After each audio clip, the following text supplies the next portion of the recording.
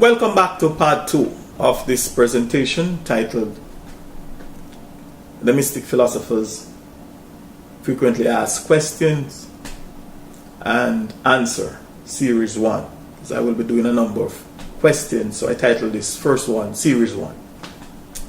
Thanks again for rejoining me. Third question is, why do you avoid participating in public debates and debating your opponents? In other words, guess what this individual is asking is, why do I, the Mystic Philosopher, avoid and stay away from participating in debates, public and otherwise? Now, this is a very important and very interesting question. So please allow me to dissect and analyze it very carefully for you so that you may see my logic and understand my reasons and response. Not that you will agree, but that you may at least understand from where I'm coming from. Let me begin by saying that from my perspective, meaning the way that I see, the way that I think, know and understand things from where I am currently looking at them, and also from observations, meaning by watching and listening to people debate each other, and from practical experiences, meaning by being personally involved in debates myself, that with the exception of what may be called or what may be described as scientific discussions, where search for truth and understanding given facts are the ultimate and only goal, I have found all other debates and debating people in general to be very confusing. And not only confusing, but oftentimes I have also found debates to be very contentious, quarrelsome, where tempers and voices are raised beyond reason or common sense, where people's defense mechanisms, especially their defense mechanism for their ignorance, becomes highly engaged. Insults are intentionally hurled, egos are hurt, and enemies are created. I have also found that debates are done for entertainment and hyper excitement, which makes the participants, from my perspective, comical. And the list of destructive vibrations goes on and on and on. And if any of you, my viewers and listeners, are in doubt or may disagree that with what I have just said, I disagree that it is true, I simply ask that you just type in the word debates and especially look up some debates called Black Consciousness debates right here on YouTube, and see, listen, and judge for yourself. And then and that is, and when you see, you will see and you will find that is and that is why, and from my perspective, debates are unproductive, and they are a complete waste of time. And as such, I, the Mystic Philosopher, has chosen not to be involved in debates, but to engage in reason and reasoning instead. For those of you that have heard me speak before or may have listened to any of my video presentations here on YouTube, you will know that I always like to remind my audience that the English language is not my natural native earthly human language or my African ancestral language or tongue. You may have also heard me talk about words, the power of words, the importance of words, and the importance of us, particularly we, the highly melanin skinned people of African ancestry, and we, the victims of the transatlantic slave trade. The importance of us knowing the meaning and in some case the etymology of the English words that we use, or the English words that we are using to communicate meaning, to have common unification. You may have listened to one of my other presentations where I explained the word communicate, to have common unification with each other while expressing ourselves. You may have no doubt heard that. The very meaning of the word debate, that according to one English dictionary, namely the Winston Canadian Dictionary for Schools, means, and I quote, to discuss by presenting argument for and against, unquote. This very meaning is proof of this fact, of what I've mentioned earlier about debate means contentious, etc. A much closer look at the etymology of the English word debate will reveal that in the early 14th century, it literally means a quarrel, a dispute, a disagreement, to fight and to beat down. Another way to look at the word debate is that it is a compound word consisting of two parts, one which is known as a prefix, or consisting of the prefix de, meaning down, as in decline, decelerate. D means down, that's the prefix word. D means down. And the root word bate, B-A-T-E, which is from an old French word, débattre. Pardon my pronunciation for those of you who know French, but I'll spell it for you. D-E-B-A-T-R-E, débattre, meaning to beat. So first we have D meanings down and bait meanings to beat. So when they are put together to form the compound word D plus bait, debate, or the compound English word, you get to beat down.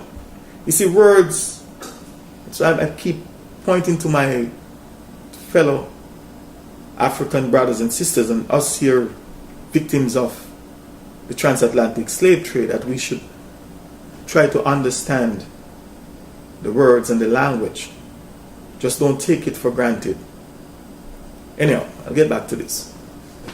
So, to beat down, the word debate means to beat down. So even though today we may see or heard of a debate as being formal, as in a debating contest, that's another word, but not for this presentation, as in a debating contest, the fact is that it is just a formal dispute. Remember, as my mom used to say, and the old saying goes, the chip does not fly far or fall far from the block. In other words, if you are cutting a piece of wood, the chips that are falling are not going too far. It can be traced right back to the roots. That's why you have the prefix and the root word. The root. right? So remember that the chip does not fly far from the block, and it is by their fruits, their actions, their deeds that you shall know them. For example, from my perspective, a public political debate is literally a quarrel, a dispute, a disagreement, a fight, a literal beatdown under the disguise of formality. Just try to make it what they would use the word civilized and so-called orderly and rules. But that is exactly what it is. But let's not get into politicians and who they are at this time. I have found that in a debate, each political representative or each political party's representative is always defending his or her party's ideologies with little or no regards for truth or for what may be in the best interest of everyone involved. His or her goal is to win at any or at all cost. The same is true for religious debates, ideological debates.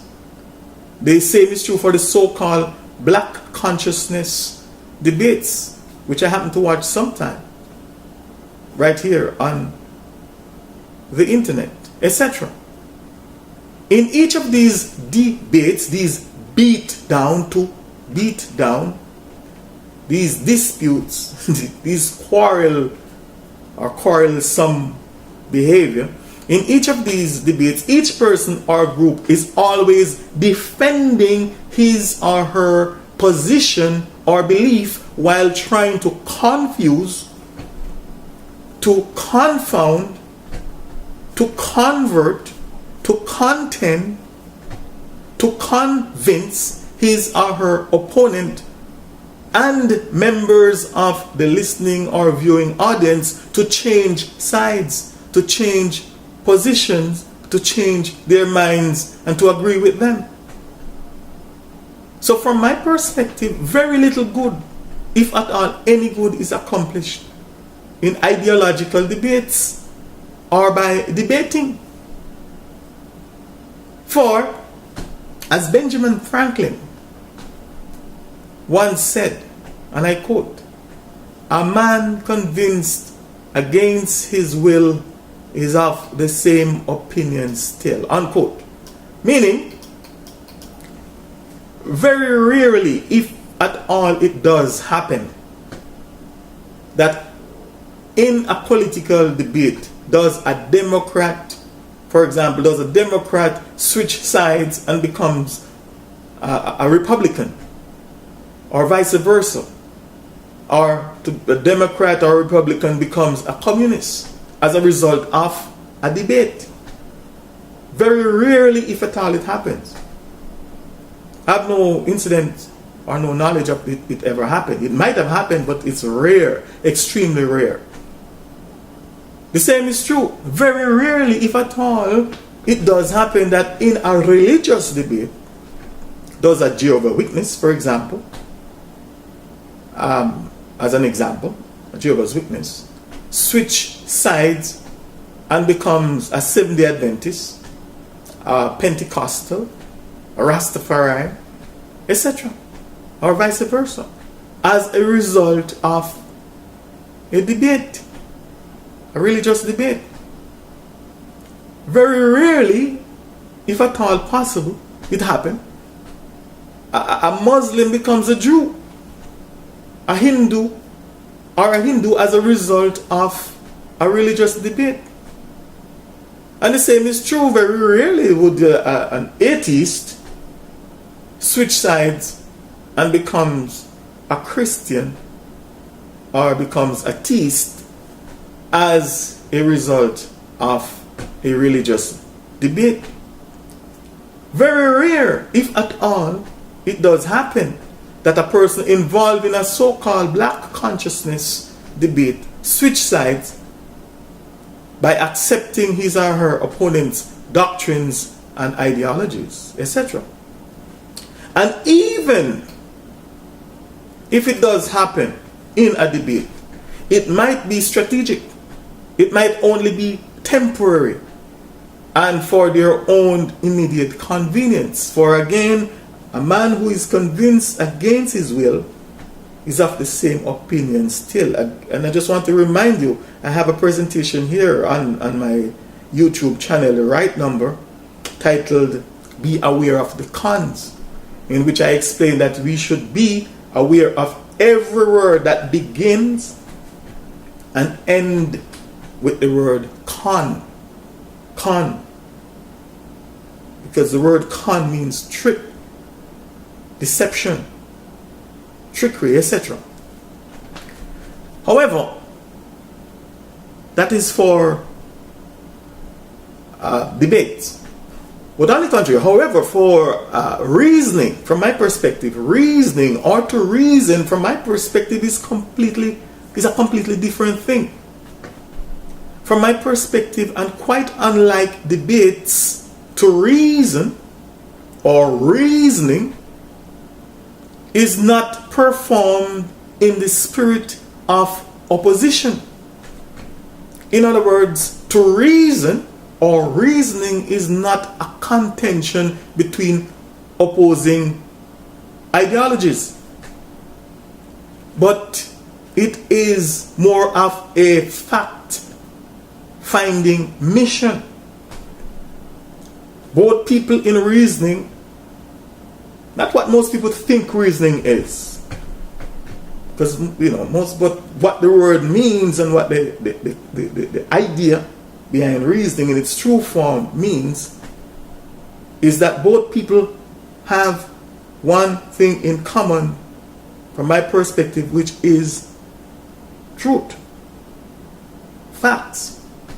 So reasoning is a fact-finding mission. That is from my perspective. To reason or reasoning, as some of you may well know, means first to exercise the power of thinking. Now, let me also point out here that from my perspective, all of us humans, or at the very least, almost all of us humans, have the faculty of the thing called thinking, the ability to think. However, not all of us recognize it, and definitely not all of us are using it. A great number of us that recognize it are afraid of it. I have found that people are afraid to think. Whenever I'm trying to reason with people and certain questions are asked, they get defensive.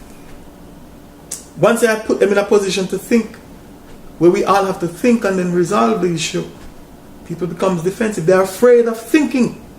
Great fear I've found my people, a lot of people have, by using that faculty for thinking and reasoning. They're not thinking. And for the majority of us, others are thinking for us. For example, the government, their religious leaders, teachers, their celebrities, their politicians, you name it, are thinking for them. They're not thinking for themselves. And from my perspective, thinking is not a matter of whether you're right or wrong, because that's a matter of perception, or perspective, or perception from where you are seeing things. But I just encourage people to think. To think. But that's another subject. Hopefully, I'll talk more on it another time. And maybe I'll get some specific question that would provoke me to even think deeper. You have to keep ringing. And second, to reason or reasoning is to draw logical conclusions. Now, please note, I did not say that reason or reasoning is to draw conclusions. But I'm a bit distracted by that phone call. I apologize for that. Now, let me repeat this. Now, from my perspective, we can't reason. Neither can we be involved in the process of reasoning if we are not thinking and thinking for ourselves. Reasoning involves the process of careful and connected thinking. Let me repeat that as I get back into my groove. I just forgot to plug out that phone and it didn't ring all day, but it chose to ring now, but no problem. I apologize for that interruption. Now, from my perspective, the Mystic Philosopher's perspective, we cannot reason, neither can we be involved in the process of reasoning if we are not thinking and thinking for ourselves. Reasoning involves the process of careful and connected thinking. And second, to reason or reasoning is to draw logical conclusions. Now please note, I did not say that reason or reasoning is to draw conclusions. Because the fact is that you don't need to reason or you don't need to think in order to draw or in order to come to conclusions. And unfortunately, that is how most people are programmed by the system to react. And that is how most people behave today. They draw conclusions or come to conclusion without thinking, and especially thinking for themselves. I should also point out that an opinion, however convincing and impressive as it may sound, an opinion does not necessarily mean that it is one that is based upon clear and sound reasons or clear and sound reasoning.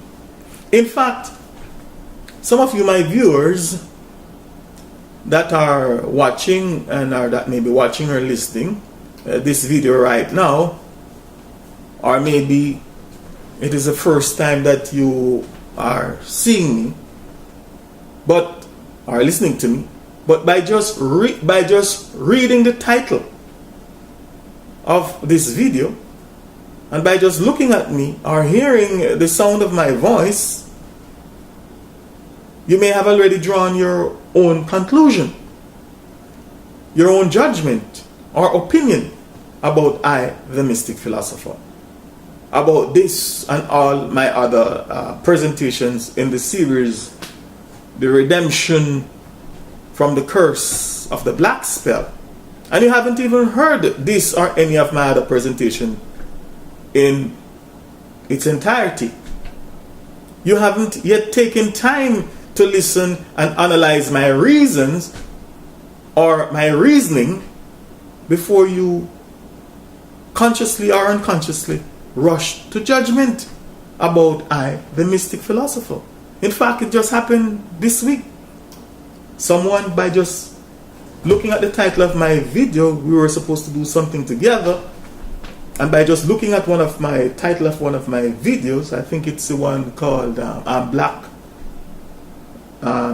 and Proud. I'm Black and I'm Proud. Another perspective. The person started to accuse me of being racist. Didn't watch the video, didn't hear the content nor anything, and cut communication with me. What we were supposed to be doing. I haven't heard anything more about it. But that's fine. That's people. That's how people behave. Let me get back to my script. But please note that I specifically said that to reason and reasoning is to draw logical conclusion. And again, I want you to note that I did not say to reason or reasoning is to draw emotional conclusions. Now, very important, emotional conclusion. Some people react emotionally and suppress their intellect. So they are emotional and not intellectual. So emotionalism is energy that is quickly dispersed, while their intellectual ability is being suppressed. So I said, reasoning is not to draw emotional conclusions or traditional conclusions, which means that you must arrive at the same answer that your parents or others and the customs that you are brought up in. So whatever you study, that should be, or whatever has been said to you, it should draw that conclusion. It should be something traditional. It's our cultural conclusions. Reasoning is not to draw cultural conclusions, our doctrinal conclusions, our prejudice, our bias conclusions, or favorable conclusions. Again, please pardon my pronunciation of some of these words. I said English is not my natural native tongue. So please don't expect me to sound like the British or the Englishman. I'm trying my best here. But instead, I said reasoning, or to reason, is to draw logical conclusion. It involves the process of careful and connected thinking, or if you prefer, let me say it another way, through the exercise of very clear and sound thinking, we will arrive at a clear and sound agreement, a clear and sound ending, and a clear and sound understanding. And that is reason, or reasoning, to I, the mystic philosopher. And this is why my club, or the club that I have founded, called the Mystic Philosophers Secular Membership Club of Reason. That is what it's all about. To reason, not to debate, not to argue, not to quarrel, but to debate. We have an objective, what we want to accomplish, what we want to know. As I oftentimes tell people, I am not interested in what you don't know. I, the mystic philosopher, is only interested when I do communicating. When I communicate, I always said also that communication is to impart and to intake knowledge. It's a two-way street. So I am only interested in what you know that I don't know. I'm not interested in exposing your ignorance or talk about what you don't know, unless it is to impart knowledge to you for you to know. So that is what my club, the Mystic Philosophers Secular Membership Club of Reason, is all about. So I am hereby inviting you all, my viewers and listeners, to please exercise some patience and tolerance, to put on your thinking cap, to activate your thinking faculty, and come now and let us think first, and then let us continue to reason together. Now, the fourth question that I would like to address before this end of this part 2 is this: how did I come up, or how did I come across, or how did you come across this information about the meaning of the word and the name black? This is a question I was asked while a number of occasions, but quite recently while doing a interview on a radio show.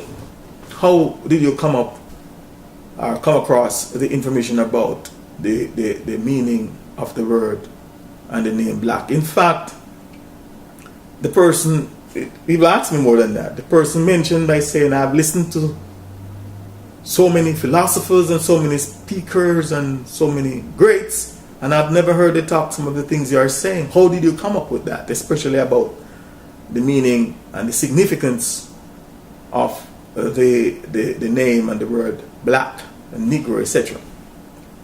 Now, the answer to this question is that the truth was always inside of me, or the truth was always inside the I. Just like how I think that it is also inside of you. The truth is always there. There's no saying there's nothing new under the sun. Not to stray away from my script, because I always admit that before I speak I like to write, so I stick to the point as much as possible and give you a good explanation that way. But it always amazes me when people run around talking about they discovered this and they know this as if there's anything new. Nothing that I'm saying to you is new. Everything is and always will be. This is just a cycle and recycle. So I'm just saying, if it was new to you, you couldn't identify with it. So there's nothing really new. We are all connected. It's just that some of us are not aware of our connection for a number of reasons. But I won't stray too far away from it, from this to explain that point. But there's really nothing new. As the same Christian Bible, the wise man, the Hebrew scriptures said, that the wise man, or the man that was the wisest man at that time, called King Solomon, it is alleged that he said, or it is attributed to him, this saying is attributed to him, that he said that there is nothing new under the sun. Well, I will even say it bigger than that. There's nothing new under or above the sun. Everything is and shall forever be. So the answer was always inside of you, my listeners and also my viewers, and especially those of you that are of African, my brothers and sisters of African ancestry and the direct descendants of the African slave trade. The answers and this truth and all these truths, or all these facts and all these information are inside of you. They are there. But it was not activated. So I'm still answering the question. Let me get back to it. How did I come up with the information about the meaning of the word black? Again, the answer was always inside of me. The answer was always there. However, it was not activated. It was not activated in me and brought to the surface, or to the surface of what is known as my mind. Let me repeat that.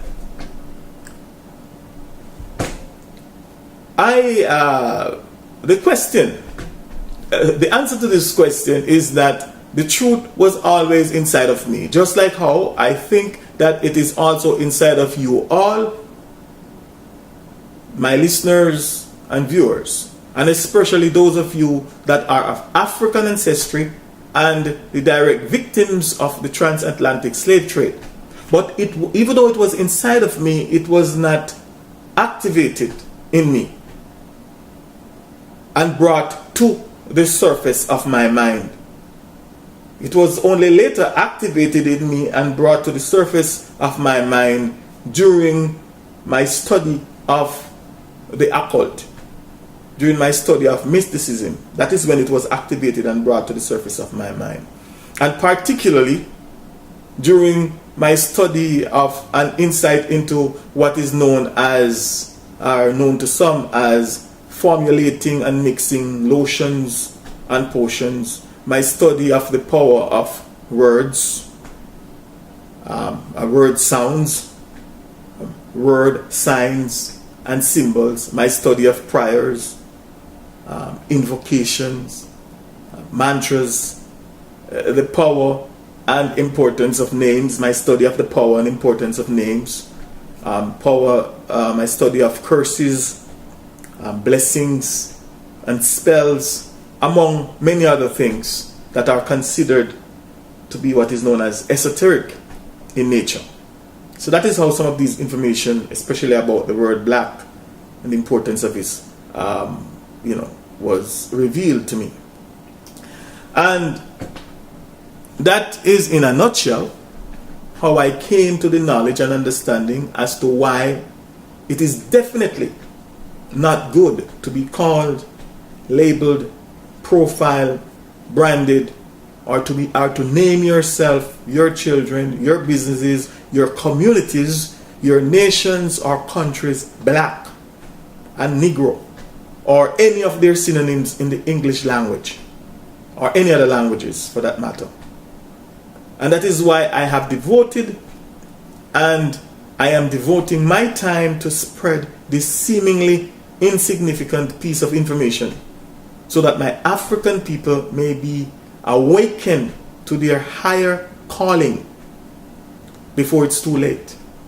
Because if one cannot make, from my perspective, if one cannot make the basic physical and spiritual distinction between black and white, then it will be almost impossible for such an individual to ascend to higher heights and deeper depths in the intellectual, spiritual, and mystical realm.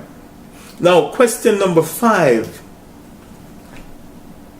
is, what do I mean by carbon skin and melaninated skin tone?